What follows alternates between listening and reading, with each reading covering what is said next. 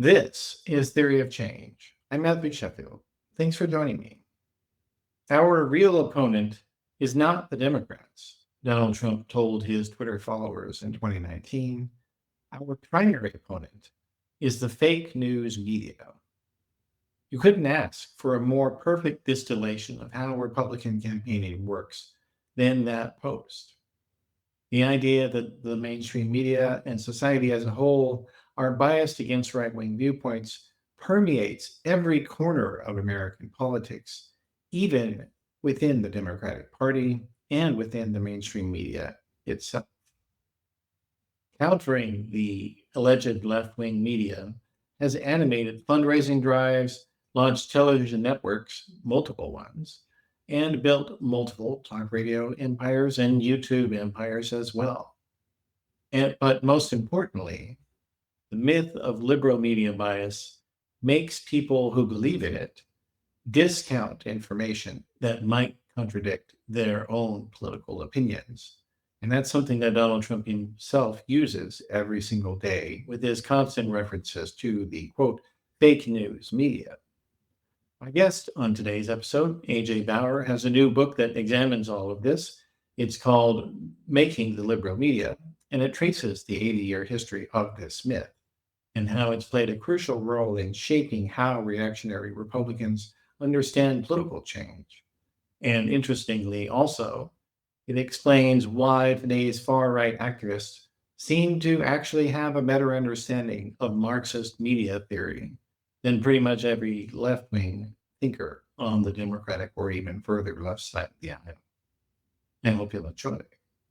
Theory of Change is part of the Flex Media Network, so go to flex.community for more podcasts and articles about politics, religion, media, technology, and society. And if you're able to support us on Patreon or in Substack, you can do that. You can go to patreon.com/discoverflux to sign up over there, or you can subscribe on flex.community on Substack. If you're watching on YouTube, make sure to click the like and subscribe button. That's helpful so you can get notified whenever there's an episode. And be sure to follow us on iTunes or Spotify or wherever else you might be having to listening or watching the show. Thanks a lot. Let's get into the program. And joining me now is AJ Bauer. Hey, AJ, welcome to Theory of Change. Hey, thanks so much for having me. Yeah. So the book is, as I said in the introduction, I told people a bit about it. But before we get into it, let's talk about just the concept of media bias itself. Like, what even is this idea, and is it coherent? Yeah, so part of what I argue in the book is that the idea of liberal media bias is a form of structural media criticism. So structural media criticism is different than just saying, I disagree with that, right? It's making a claim that there is a broader kind of systemic, overlooking or bias against a specific worldview or series of issues. And part of what thinking about it that way helps me see in the book is that the idea of structural media bias is something that actually was developed on the left in the 1930s and 40s, and then kind of migrates rightward. But the other important takeaway there, I think, and this is kind of a broader argument in the book, is that there are bias claims, right? The right has been making bias claims, as the book shows, for something like 80 years now. The left was very prominently making bias claims in the 30s and 40s, and kind of lesser so, but continuing throughout this period as well. But whether or not the media is or isn't biased is a kind of perspectival argument, right? There isn't any objective or impartial measure by which we can assess one way or another whether the media is biased. If the media looks biased to you, it has to do with your own perspective politically and what you would like the media be doing or not be doing. And so part of what I argue is that rather than engaging in bias claims, it's more productive to think about what are the disagreements we have, right, with the world as it's depicted in media, and then to, criticize the media as need be for those, inaccurate or incorrect narratives of the reality. But bias itself isn't all that, scientifically provable. It has, however, been a very important and lucrative foil for the modern conservative movement, which is what the book's about. Yeah, and we'll get into that. But just to push this point a little bit further, I mean, isn't it? Aren't you effectively saying that somebody can't say that Fox News is biased? Are you saying that? I'm saying that Fox News is a right-wing media outlet with a right-wing ideological disposition. And so let me give you a better example of this. The New York Times has been covering trans people in a horribly unethical way that is harming the trans community. One way to say that is that the New York Times is biased against trans people. Another way to say that is I disagree with how the New York Times is covering the trans community because it's causing harm. And I think the latter claim is more defensible than the former. Because the former gets into questions of, well, what would unbiased reporting look like? And it still holds fast to this idea that there is an objective or impartial reality. The second is saying, no, there isn't an impartial, objective reality that we're trying to measure ourselves against. I think that this is harmful and we should be not doing it that way, right? And so instead of saying, like, journalists, you need to do your job better, it's saying, no, you need to rethink how you're doing your job, actually. Uh-huh. Yeah, well, and the point that yeah, there is that no one could ever agree on what a universally unbiased perspective means, because even the idea of, well, we're going to quote everybody who has a stake on an issue, is that itself unbiased? Like that's itself a conjecture as well that you would have to prove first. Right. And this idea of balance, which is kind of one of the basis points for what objective or impartial reporting often looks like, something I call in the book the balance imperative, that actually became a really important mechanism through which the right was able to get its viewpoints onto the air and into the newspapers in the 20th century when they were a much more marginal and fringe movement. So even the balance imperative, which seems as though it's designed to create this perception of impartiality or objectivity, itself is basically an affordance that can be used by various political actors and has been used pretty effectively by the right. Yeah, and we're seeing that just not a little bit afield in academia with that.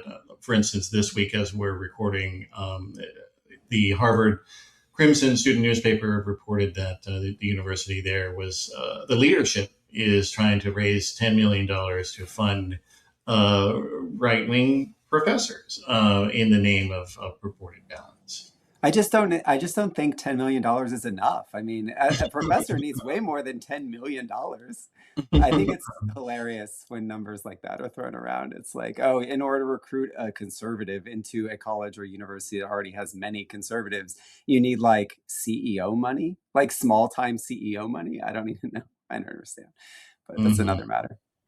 Yeah, well, and your point in the book, which you do hit repeatedly and very well, is that as you stated earlier, that the notion that the media are systematically against their worldview is something that American reactionary. It is kind of the center organizing principle of the modern reactionary American political movement. So talk about that a bit more, if you could, please.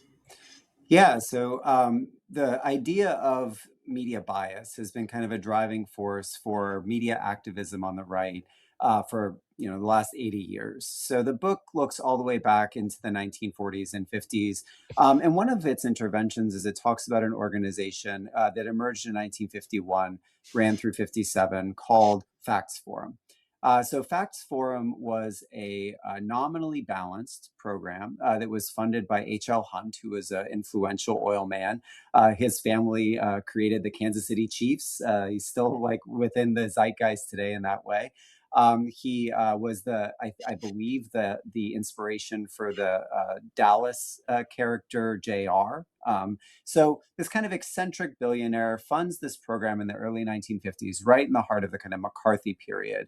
That basically is one person initially, Dan Smoot, who's a former FBI agent, and then a series of television and radio programs that involve more people that were designed to create kind of a balanced debate style programming, right? On the one hand, on the kind of liberal perspective, they would give kind of a boring answer, anodyne answer. On the right, they would give like a really excited answer. So even though it was skewed rhetorically in favor of right-wing anti-communist politics, it was nevertheless um, uh, uh, nominally balanced. And part of the reason for this is that a few years before that, in 1949, the Federal Communications Commission passed a new policy called the Fairness Doctrine.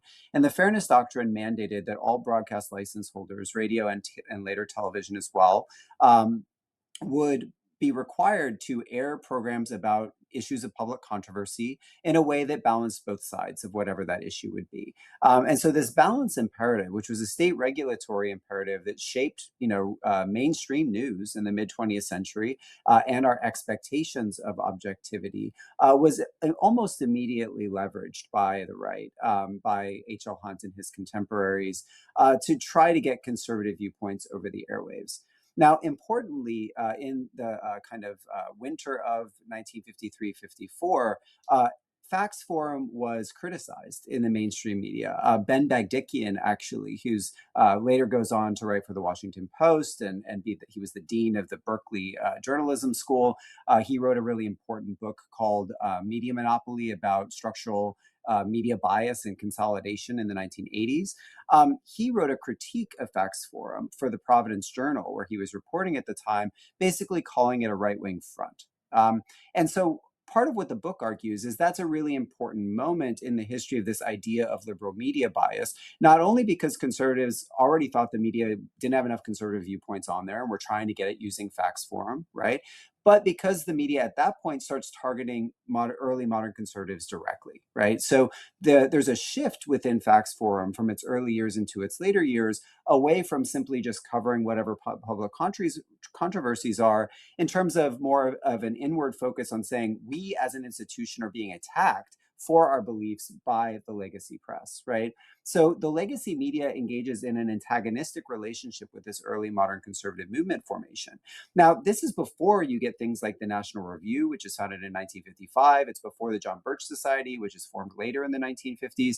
So all of these later conservative movement efforts that foregrounded this idea that the media was biased against them, and it was kind of an animating vision for why they needed to engage in media activism, was in some ways shaped by this early antagonism between the media and the press. And it's interesting, if you look in 1954-55, after the press kind of catches wise to Facts Forum's bias and starts attacking them for bias, William F. Buckley, a young William F. Buckley, is actually on Facts Forum debating whether the media is biased or not biased, right? I think it was like April of 1955, in the months leading up to the founding of the National Review. And so part of what the book does is it says, even before we typically traditionally think the modern conservative movement begins in 1955, 1960s, right? Even before then, they already have this idea that the media is biased against them, and it's already kind of an animating vision for their politics. Well, it is, and the other thing about that attitude is that it's an idea that, well, everything is settled in a personal debate, in a debate stage, kind of stage setting, rather than a book setting or an academic paper setting. And this is, I think, a very notable and important aspect of the difference between the political culture of the left and right. That the right is a spoken word culture, and it is not a literary culture, with some exceptions, of course. There were people who wrote books, obviously, but these books tended to be of much lower quality. They don't have footnotes, or they have very few. They don't respond or even acknowledge other viewpoints. Um, and so, like this is what shaped, I think, the demand for the constant debate shows. What do you think? So I think that's an interesting position. I would frame it a little differently, because I think that the National Review, for example, and later on things like, say, commentary, or what is it? Other kind of neoconservative publications later in the 20th century, The Weekly Standard. right? Well, and like precursors to it, like there was a Mhm. lot of interest, right, by people like Norman Podortz and people like William F. Buckley in promoting like a literary aesthetic, right? Like the National Review had Joan Didion writing for it, right? And so I think that there was an aspiration among a lot of conservative movement leaders toward a more literary approach, right? Toward a more intellectual written text approach. That was designed, though, I would argue, to basically create a sense of respectability for conservative ideas within elite circles. And so, in that sense, there was an expectation, at least in the 20th century, that if you were a serious political movement with serious ideology and serious philosophy, that you did engage in kind of literary production. It wasn't just about talking, right, in the TV or radio or whatever it would be. That being said, and this is another kind of subtle argument within the book, is that the right never said, well, we're just going to focus on radio, or we're just going to focus on literary journals, or we're just going to focus on TV, or whatever it would be. They've always done all of it, right? And so it's kind of opportunistic, it's iterative, it's entrepreneurial, it's throwing everything at the wall and see what sticks, right?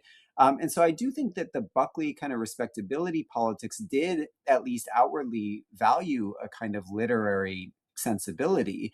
But at the same time, they were very pugilistic and involved in debate style, right? So Buckley himself, who again with the National Review is invested in that literary style, had Firing Line, right, which was a TV show that was a debate show between him and a variety of liberal thinkers that would come on and engage in conversation with him. So I do think that you're onto something, that there's something about debate that is particularly I don't know, aligned with conservative aesthetics and views of ideology. But I think they did both. Well, they did. But I mean, if you look at the output of National Review compared to, let's say, The Nation or The New Republic during those years, and the authors who came out of them, writing their own books. Like, I mean, Buckley himself, I think, is a perfect example. Like, here's a guy that he wrote about politics for, more than 60 years, and yet he never produced a substantive book of political theory, not one, in his entire life. And in fact, he admitted that he had tried to make one, which he called the I think it was the Revolt Against the Masses was the tentative title of the book, Right. and he couldn't finish it because he was not able to develop a coherent, extended political philosophy.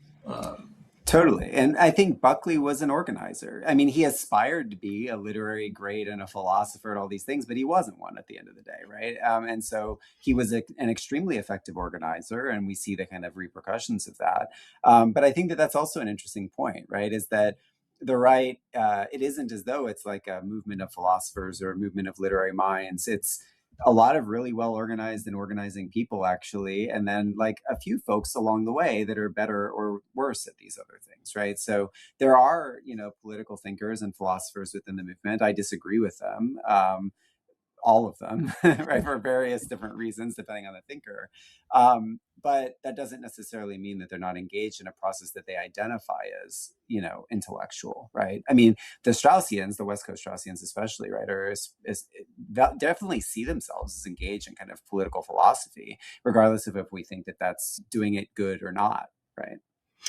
Yeah, I mean, yeah, they certainly think of themselves as doing that. But I think, it is notable, and I don't want to stay on this point too long here, but, the people that are creating these, like who do have a more philosophical bent, pretty much all of them leave the reactionary politics eventually. So whether it's, the Whittaker Chambers, whether it's George Will in the present moment, whether it's Gary Wills, or, so like all of these people who actually are first class minds, generally speaking, they leave because to have fully coherent, systematic thoughts is not welcome because it means that you are independent. And, and I have personal experience at that, I have to say. Yeah, for sure. All right. So, but going back to Buckley, though, in particular, as you note, he's a key node in this making the liberal media notion. So he had kind of a bifurcated approach because on the one hand, he began his career as a defender of Joe McCarthy, who was literally trying to censor people he didn't like politically.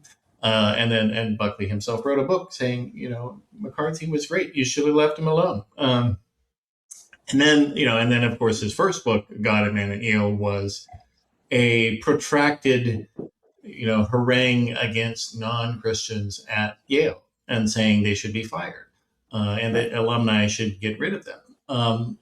But then at the same time, he also, to the general public, was demanding the fairness doctrine, demanding that he be allowed to debate as many people as possible, demanding a free show on PBS, which he got. Like that hypocrisy was just suffused through his entire career, and it's maintained ever since by his successors. Yeah, I mean, I think that so I actually don't know what Buckley thought about the fairness doctrine. I didn't see none of his writings really engaged with it, but nevertheless, he was kind of Oh, he used it, engaged yeah. in leveraging the affordances of it for sure, right? Especially with firing line, right, was a clear example of him leveraging that. I think that one of the things I argue in my book, and the book is a little bit less focused on the Buckley circle, right, and the respectability politics associated with the National Review, and is a little more focused on some of the corners of the conservative movement that were less reputable, and in particular, the John Birch Society, which published a series of magazines and did a whole lot of media and other forms of activism concurrent with Buckley, but often is overlooked or kind of seen as fringe, right, because of Buckley's efforts to try to marginalize them. And part of what the book argues is that if you think about this in relation to this idea of the liberal media bias claim, it actually clarifies some things, right? So Buckley, even though he would participate in saying that the media was liberal and all these sorts of things, he desperately needed the media, right? The mainstream legacy media to take modern conservative ideology seriously. This is part of the reason why he engaged in this kind of like intellectual style debates on firing line. This is why he created National Review. It's about creating a perception that conservatives are serious and worthy of being considered kind of the responsible opposition to New Deal liberalism, right? The John Birch Society did not see themselves that way, right? They were much less invested in the policy or the politics of respectability, and which were much more invested in, engaging in rallying cries, for example, against the civil rights movement, for example, or in favor of more armed military conflict against the Soviet Union, direct military conflict with the Soviet Union.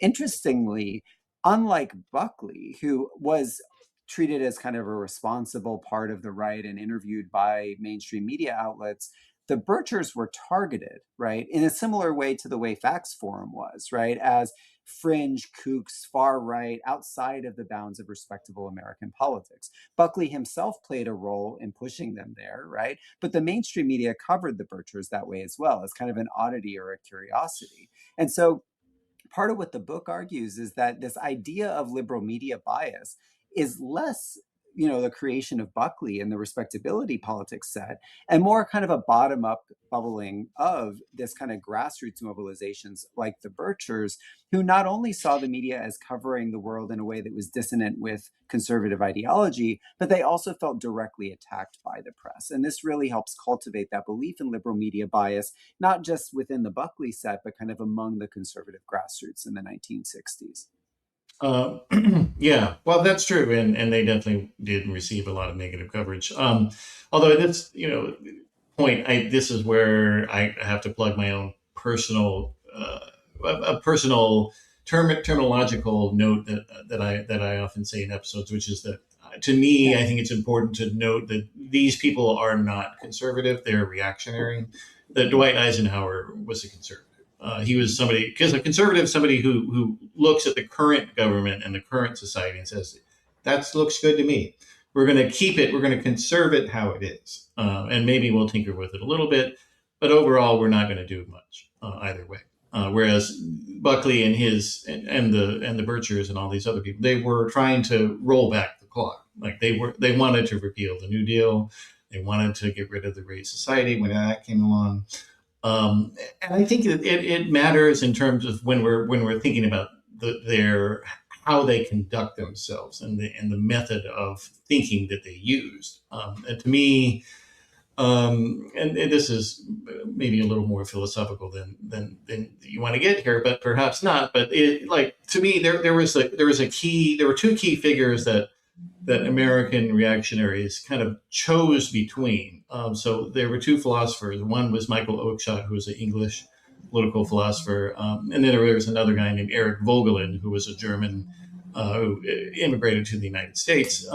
And Buckley chose Vogelin, and Vogelin was a guy who he was completely pretentious, poor scholar.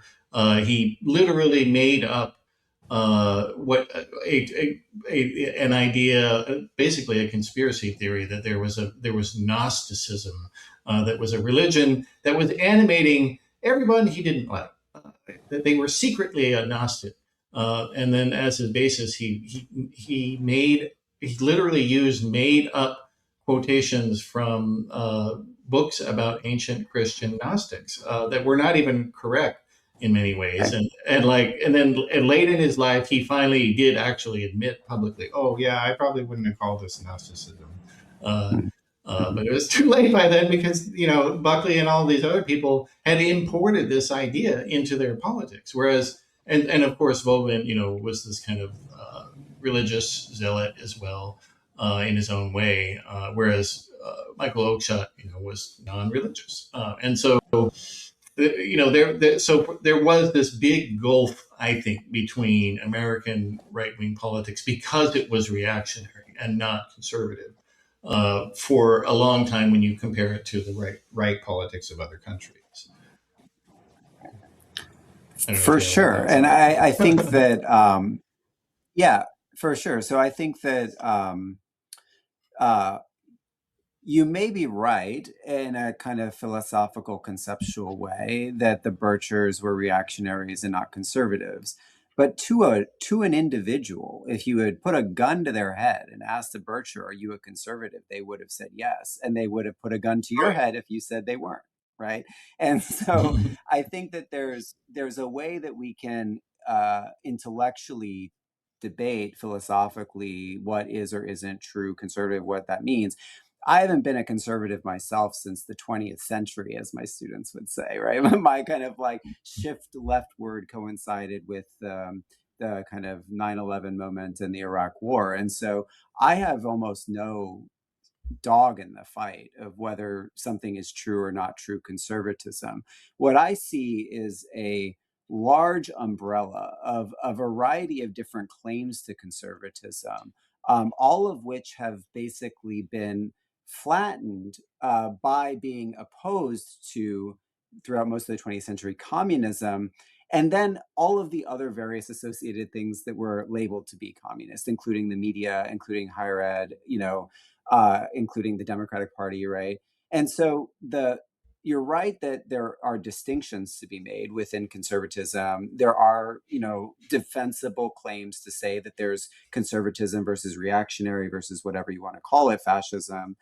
Um, but that in some ways overlooks the fact that all of those people were able to band together throughout most of the 20th century in opposition to their enemies, and their enemies being the left, broadly speaking, liberals also, and the press. And so it's interesting because if you look back historically, even within the book, you can see this.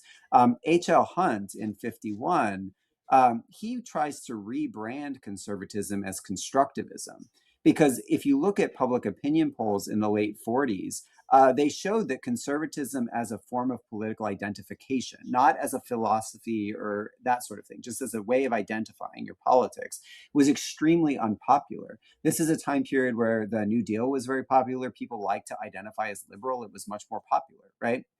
And so Hunt initially thought it was a branding issue. We just need to call it constructivism. Nobody really wanted to do that. That wasn't all that exciting of an ideology, or not an ideology, but an identity for people either. And ultimately, it's conservatism that takes up that kind of empty signifier that people all plug their identities into. And so, so I hear you, and I think that there is a certain corner of conservatives. I would imagine a lot of folks that right, for the Bulwark, for example, today, right? Or George Will. I hear you when you say he's left the right. He is nevertheless invested in the war in Iran. And so I think, I don't know, right? But Well, I he left think, the Republican Party. I think he still identifies as conservative. Huh. Yeah, and so this is what I mean. Is like, what does it really mean to leave is an important question.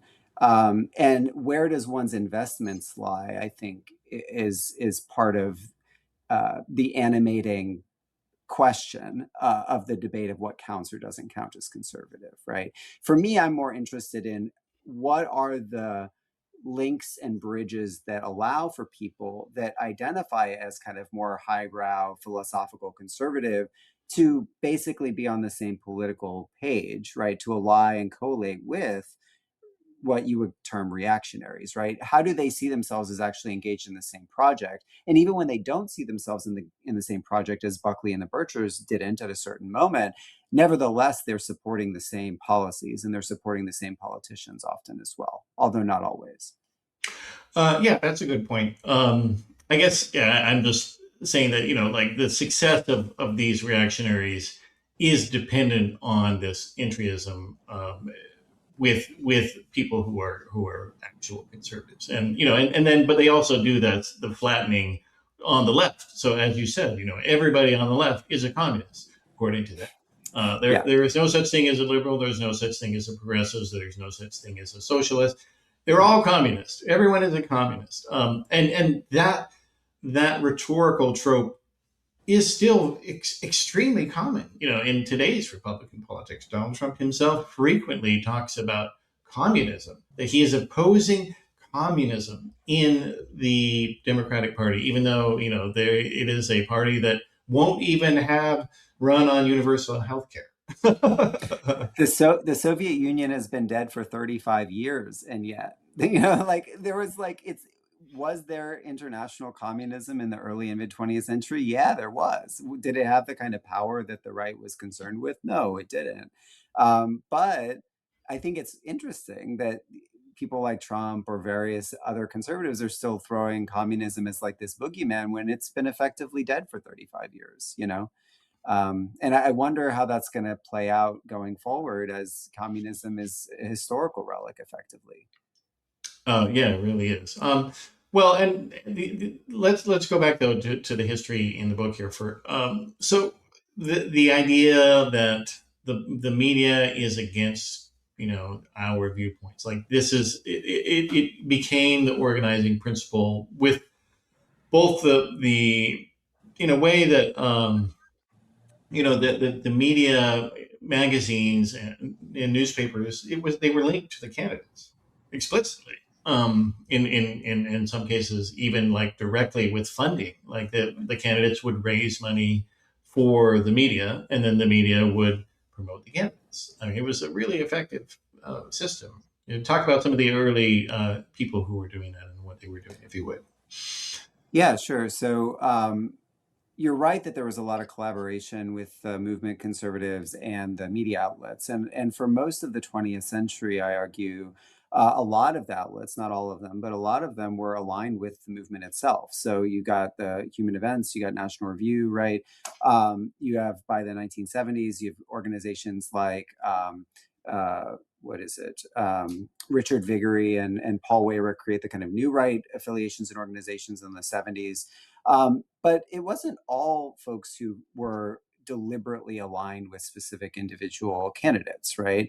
Oftentimes it was individuals with specific projects that then aligned with political candidates. So a good example of this would be like Accuracy in Media, which is one of the organizations that I write about in the book, which was a watchdog group, still exists, that's designed to basically argue that and point out evidence that the media is biased against conservative ideas, against capitalism, against US imperialism, although they don't call it that. Um, and the Accuracy in Media, though, interestingly, if you look at its origins, a lot of times, if you look at coverage of it in the 70s and 80s, because they were often defending Nixon and the Nixon administration, there was a lot of accusations that Nixon was behind it, that it was basically a front for Nixon and Nixon's campaigns.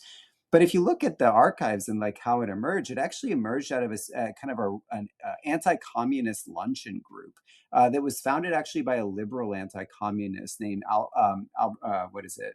forget his name at the moment. McDowell is his last name. And he was a union member. He was a organizer with a union who also was an anti-communist, and he would host these luncheons in Washington, D.C. for other anti-communists. And one of the people that was a part of that luncheon and ended up taking it over when he died was a guy named Reed Irvine, who was a former Federal Reserve banker. And he got in his head in the 1960s that the media was biased. He wanted to kind of pivot that luncheon group, which was vaguely associated with an anti-communist group called the Council Against Communist Aggression, which is a very funny acronym, CACA, right? And so he creates Accuracy in Media in early 1969, or basically September of 1969. And then 2 months later, Spiro Agnew gives his famous speech denouncing the networks for their coverage of Nixon's Vietnamization speech, which was just a speech where Nixon uses the term silent majority and says basically that the silent majority is, tired of fighting the war in Vietnam, and we need to turn things over to the Vietnamese to fight on their own, right? And so the public responded positively to Nixon's speech. The press panned it, though. And so Agnew gets up in November of 1969. He gives two speeches, one in Des Moines, Iowa, and another in Montgomery, Alabama, denouncing the media for their coverage of Nixon and accusing them of bias. Accuracy in Media had already existed by a few months, and then leverages Agnew's speech in order to basically build up its donations and build up its profile throughout the 1970s.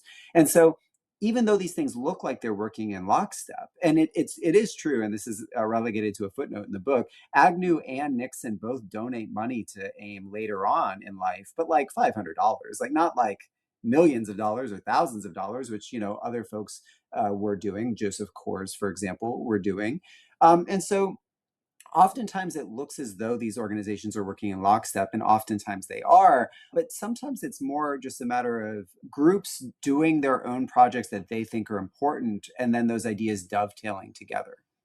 Yeah, but and that's a really good point, because it does illustrate a strong difference between how the American left and right approach media. So on the left side of the fence, like Hillary Clinton was kind of made the almost perfect encapsulation of how they viewed the attitude that you just said. Like the vast right wing conspiracy, as if they were all taking orders from one committee and one person, and that was never the case. Obviously they had plenty of meetings and plenty of groups and whatnot, and they all knew each other in many ways, but they hated each other Yeah. personally, in many Yeah. ways. Lots of infighting and lots of overlooking. I mean, one of the things I write about later in the book is I think it was Terry Dolan, who was a new right activist in the 1970s and 80s. He writes this memo that basically is like, here's what we need to do to fight against the liberal media. And he outlines a proposal for groups that already exist, frankly, right? Accuracy in Media had already existed for almost a decade and a half by the time he writes this. And that one of the things he was calling for was like a watchdog. Like there was multiple, and like others were like various media operations that already existed. And so even within the movement, there would be these like memos and things that would go around. They'd be like, okay, these things already exist. You just don't like the people that run them, or like you want a different version of it. And the interesting thing is that they would create those new groups.